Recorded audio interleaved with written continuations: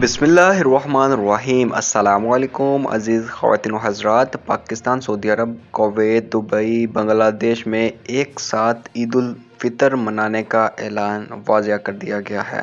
کیا واقعی ایک ساتھ عید الفطر منائی جائے گی؟ ابھی ہمارے جو منسٹرز ہیں ان کی جانب سے ایک نوٹیفیکیشن جاری ہو چکا ہے اور بتایا جا رہا ہے کہ اس سال روزے 29 ہوں گے پاکستان میں۔ سعودی عرب میں تو 30 الحمدللہ ہو چکے ہیں اللہ کے کرم و فضل سے، ٹھیک ہے جی۔ تو پاکستان میں روزے 29 ہوں گے یا 30، تو آپ کو سارا کچھ اس ویڈیو کے اندر بتاتے ہیں۔ ویڈیو کو لائک اور چینل کو لازمی طور پر سبسکرائب کر لیں تاکہ آپ کو ایسی انفارمیٹیو ویڈیوز سب سے پہلے مل سکیں۔